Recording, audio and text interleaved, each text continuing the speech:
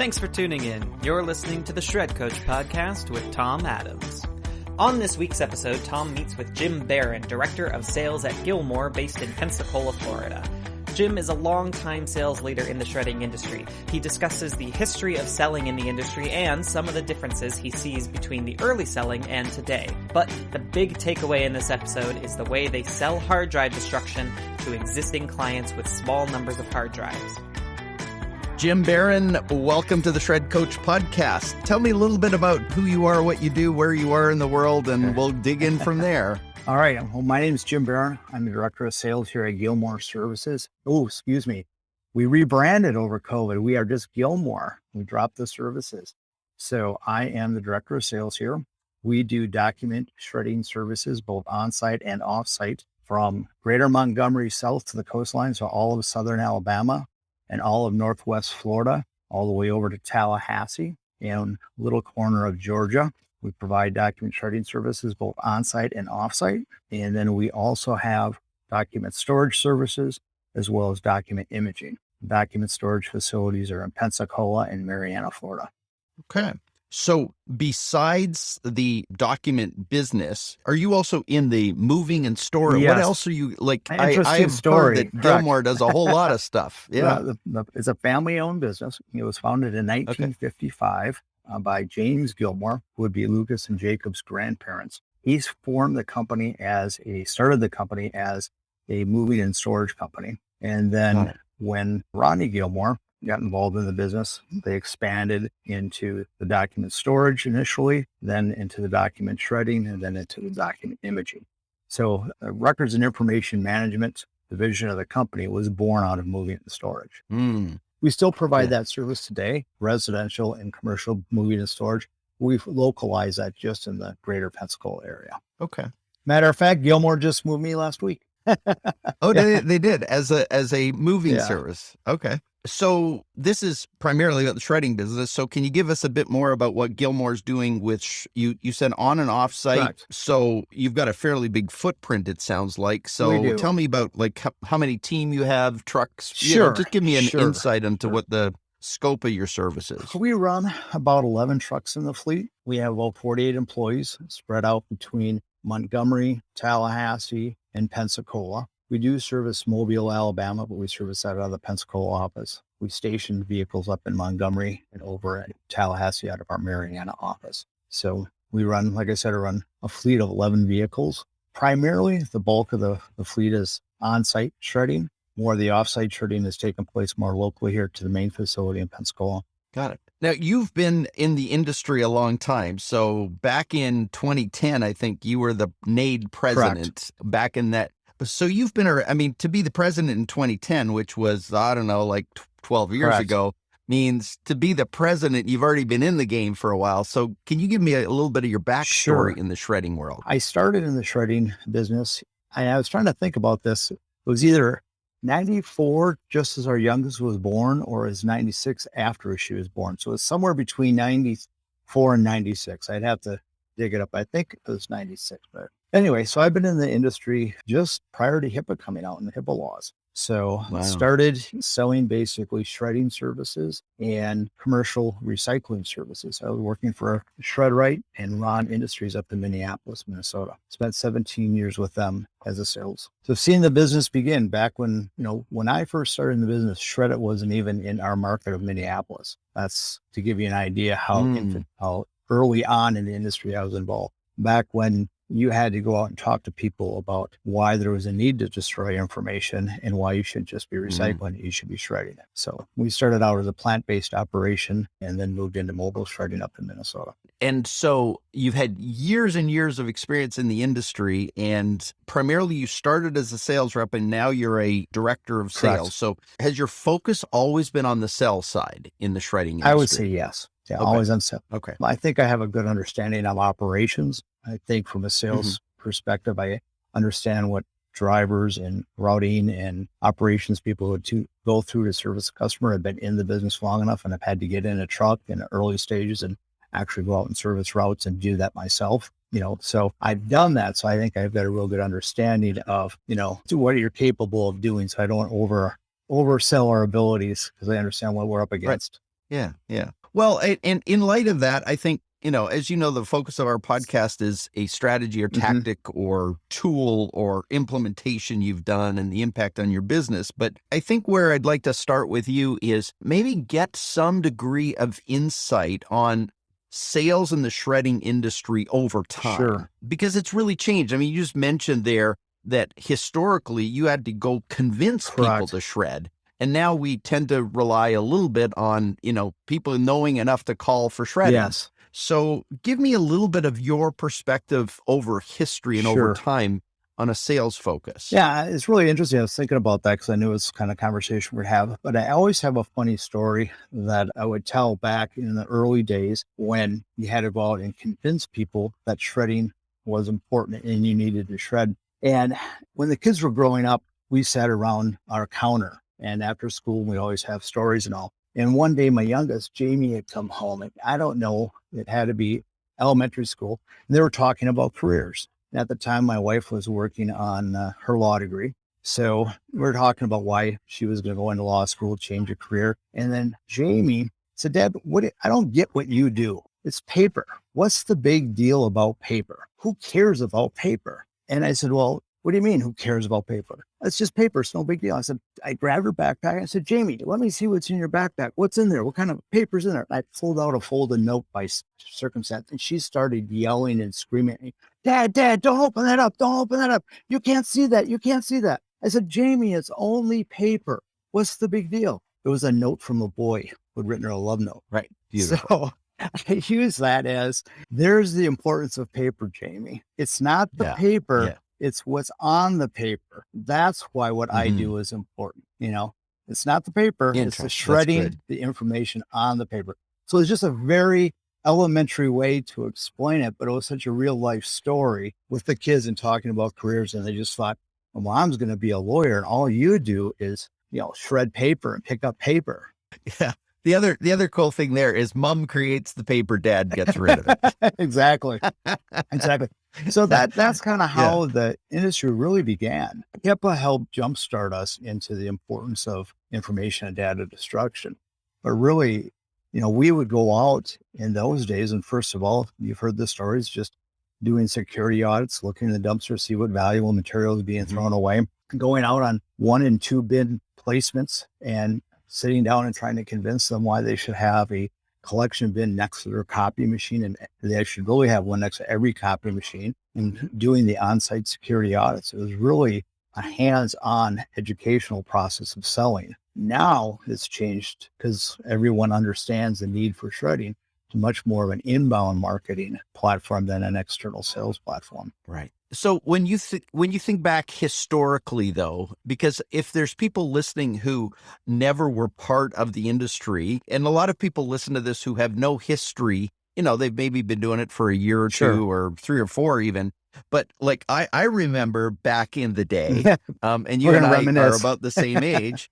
But no, I remember taking a console. I would wheel a console into a sales call. Yes. And I'd say, why don't I just leave it here so you can try it, right? Yep. And there would be sitting in their office, and the sales pitch to me was invest in the console to get them to try it, to be comfortable with the fact that you just shove your paper in that little slot there. And I mean, tell me a little bit about those early sales pitches that you were doing. Well, I had a dual because I was in the recycling, selling commercial recycling to office buildings as well as the shredding. So when I was in the offices and doing that, I would promote, let me come in and just do a security audit to what people are discarding in your office. And typically you're dealing with someone in an office administrative type role at that time. You weren't dealing with a records manager. And sometimes you're even dealing with a facilities person. So when I did the security audits, we would just walk through, and I said, what's the security audit going to entail? Well, we're going to just take a couple of the recycling bins and we're going to sift through them initially and see what's in them. And that was an eye opener to people, that what their employees were discarding in the general recycling in both healthcare and financial and just any type of corporate America.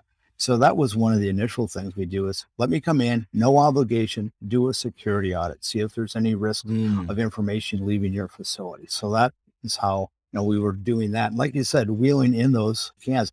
I remember initially I was wheeling in the WIT metal containers. Do you remember those? Oh, The yeah, yeah, metal yeah. containers that you'd have to pull the bag up out of and it would suction. Up out Then of. they put it, Yeah. then they ended up putting a plastic insert in there, but they were the metal WIT containers. It was before you Right. had the cabinet council containers even in the industry. And you basically had wheel those in on a 2-wheeler. Yep. Right. Because they were so heavy. Exactly. Yeah. So fast Sure. forward, the whole security audit thing to me is something that I see across the industry, sometimes in places where it's talked about more as an inbound approach, but it's not. Do you still feel like you activate a security audit as part of a normal selling process anymore? Not at the minimal bin placements. People are Right. so ingrained in data protection now through all the Yeah. efforts of our industry, specifically what NADE has done over the years and the members that have been involved from their community shred events and, the HIPAA and things getting on TV and all of that, that companies know they need to be shredding their documents. So now they're calling up and instead of going out on a in-person sales call to place a few bins, you're being able to close that business over the phone. You were never able to close 2 or 3 council bin over the phone. You needed to be in person. And, that has really changed, because people are seeking us out more so than us seeking them out. Yeah. So when a marketing driven agenda, right, and that's primarily what the industry has had to adjust to, which is how do we deal with inbound? Correct. So how have you seen the role of sales evolve with the move towards a client base that is more aware? They're more security conscious, more aware. What have you seen? What have you implied? How do you think about that? I think about in really the same terms, that you just need to do it over the phone. Initially, we're told, let's not start out with price. That's not what we do. We kind of do a security order. We ask those questions. You have to really do that same thing over the phone and take time. Even though they're calling you, you think it's a done deal sale. So that you're thinking, oh, they want pricing, but you still have to separate yourself from the competition. You need to ask them the questions. Do you currently have a service? Okay. Yes, we currently have a service. Would you mind me asking what prompted you to make the call today? Well, I'm just price shopping. Oh, okay. So price is important to you. What other qualifications are you wanting in your vendor? Are you wanting on-site, off-site? What kind of level of insurance are you requiring your vendor to maintain? Are you requiring your vendor to maintain a level of certification through NADE? You need to still ask those questions, even if they just said you're calling on price, because you can still do a good needs analysis over the phone. And I think a lot of times what I see now is because they're calling us, we don't do that needs analysis anymore. We're not taking the time to evaluate the customer over the phone. And they may not even have thought of that depending on who's calling you. Oh, I never thought of what level of insurance you need to carry. I never thought about the certification or the process. You need to ask those needs analysis questions over the phone. And so often I think we just go, because they're calling us, we go straight to price. That's such an interesting point, because what I hear you saying there is, as you're describing it, what I hear you saying is the act of taking an inbound call becomes a positioning statement. Correct. That's a good way to paraphrase it. Exactly. Yeah. As you have spent so much time in the industry, you've just talked about inbound informing the way you do audits, but they're more audits about needs analysis that becomes positioning. What else have you seen, or what else have you seen working in terms of whether it be in your business or even in the industry, because you've been around it so long? What are some of the, insights from a sales perspective that you might give us? I think the personality still has to come through. When you're in person, you can develop a rapport much easier. That's like our call today. You wanted to do this visually so we could see each other. So often now, because it's an inbound, the communication is coming through email, through a form submittal, or it's coming through a phone call. So you still have to develop the rapport, and that's a little bit more difficult to do without seeing someone face to face. So I think that is still and that means, you're still doing that needs, but throughout that process, you still have to be personable and develop rapport. People still like to buy from people they know, like, and trust. So how do you do the know, like, and trust over the phone or in an email? So how do you? Because that's the perennial question, isn't it? So in the email process, depending on how the lead's going, you just have to start with some opening statements. it's nice to meet you. Please tell me a little bit more about what your needs are. And you have to look at the general things you do to develop rapport in your area. If you're currently prepping for a hurricane or there's one out in the Gulf and you're communicating with someone in that area, how's your preparation going? Whatever it may be. I mean, you always talk about the weather or whatever, but you still need to try to, it's the inflection in your voice too. I really believe people can hear a smile, Yes. So if you're smiling as you're talking and you're being as friendly as you possibly can, that's going to come through and help in developing that rapport. So you're a director of sales. So how do you teach that? We do Like, how role do you playing teach? with my knit. Do you? Right now, Okay. when I bring on a new salesperson, we'll do role playing. We'll do it from a phone and not in person. You need to do that too. And then that all depends on how seasoned a salesperson you're bringing on. Yeah. Yeah. Because a lot of times in teaching sales and in teaching rapport building, you're often dealing with if you've been out knocking doors and doing sort of in-person sales development, you tend to get a pattern or a rhythm to how you do things. Correct. Whereas coming into the phone game and the tendency is to do what you just said, oh, they want a price. They're already calling me, so I don't need to do any work here. Correct. And you have to listen. Part of being that too is when you role play, we do some listening. You can tell when someone doesn't want to give you information. They don't want to talk about the weather. They're busy. They want to move forward. You need to be able to listen to hear what you're hearing from them as well. But you put yourself in that position when you get the emails or the sales calls. And no, I don't want to talk to, someone here about my insurance or is going to expire. So much now we're getting these robocalls that we need to be more personable, in my opinion. That's going to make a sale. Someone calling up the robocall isn't going to make a sale. So you come into Gilmore, and as the director of sales, I guess I'm going to put you on the spot a little bit. Have you seen or found anything that works particularly well from a sales perspective? Like, is there anything that you guys are doing that might be interesting for the audience? Yeah, a lot of our shredding companies today are in data destruction, shredding a hard drive. And that's an expensive process in comparison to a purge of paper documents. So we kicked this off several years ago after attending down here it's called the I-10 Wired Conference. It's a conference in the Panhandle for people in technology. And we brought the hard drive destruction equipment out to this conference. And these are all people in the cybersecurity arena and the data protection arena that are dealing with the hardware in their facilities. We brought our equipment out to this conference and we promoted prior to it, bring 1 or 2 of your personal hard drives and we will destroy them on site to see what we could do. We actually got some large scale projects out of that. But so often we heard from companies, I don't have that many to destroy. I've got a file cabinet full of 10 or 5 and, they just sit there till they pile up. So that got us to thinking, how can we hit that market? How can we hit that small company that has got the hard drives in the file drawer? They've, upgraded they've taken the hard drives off, they're sitting in a file drawer. So we basically took it from the paper side of thing, route density, right? That's what really drives good revenue is good route density. Let's try marketing this to our existing customers. We got a database of existing customers that are small businesses down in where we operate in Northwest Florida and Southern Alabama. And we really have more small business. We don't have the corporate giants that you have in a major city like Chicago or Minneapolis or LA. So we said, what if we picked a day that we're going to be in this region or this city? So for us, we picked Tallahassee, Pensacola, Mobile, Montgomery, Panama City. And we said, okay, we are going to set aside this day. Let's put it out 4 weeks, Friday, whatever, just pick a day. We're going to be in Tallahassee shredding hard drives. If you want to get on the list, get on the list. So we just automated that process and sent out a marketing email to all of our customers in that region, because you can separate through your database who's in which city. Right.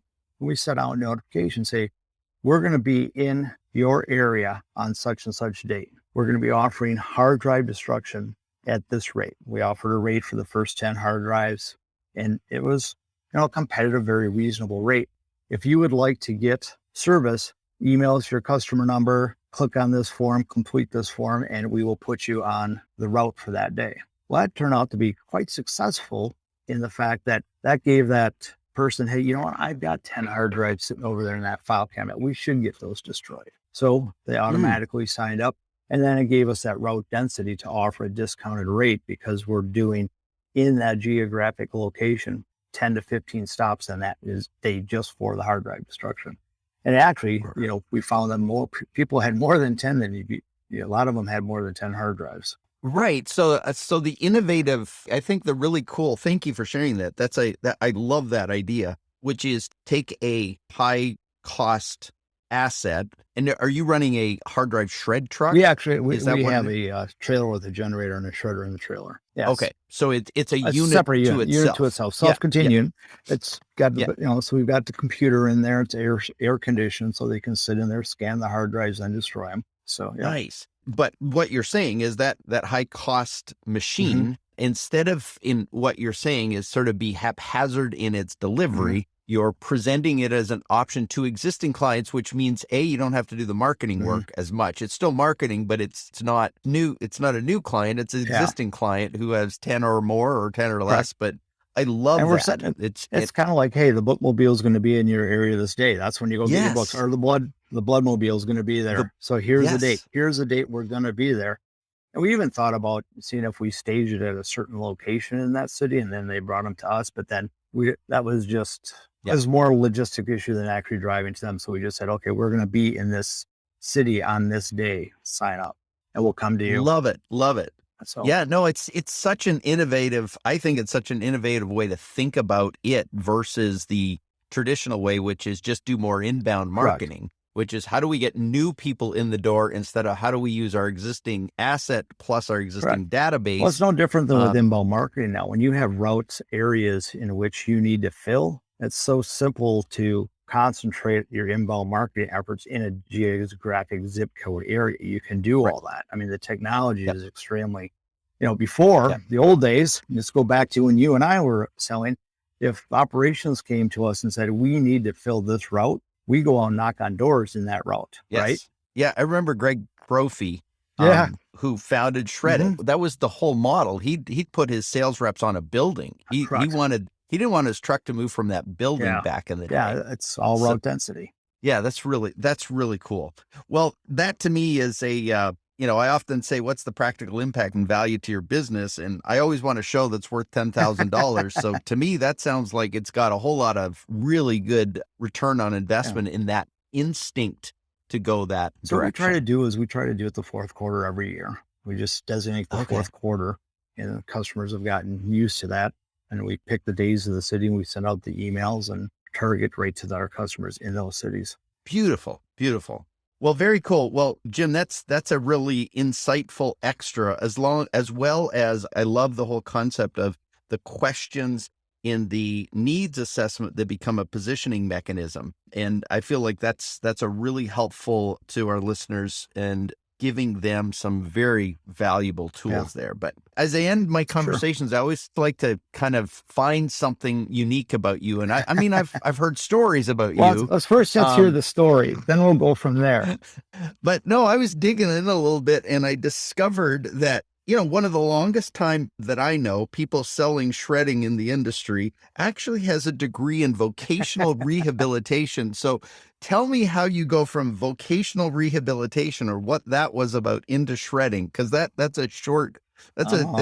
between what I saw in your LinkedIn profile between, finishing your degree and going into shredding was a very tight connection. So So I did get a degree in vocational rehab in 1985 with a minor in coaching. And I went to work. We've got them in our industries. They're kind of like the Goodwills, like ARC Gateways. I went to work for a company in Minneapolis called Rise. And we worked with people with developmental disabilities. And I did training for them on a worksite enclave. And then I went into job placement, which was basically sales, helping people they're ready to be placed in the competitive workforce. They may have a physical, mental, some type of developmental disability into job placement. So I did that.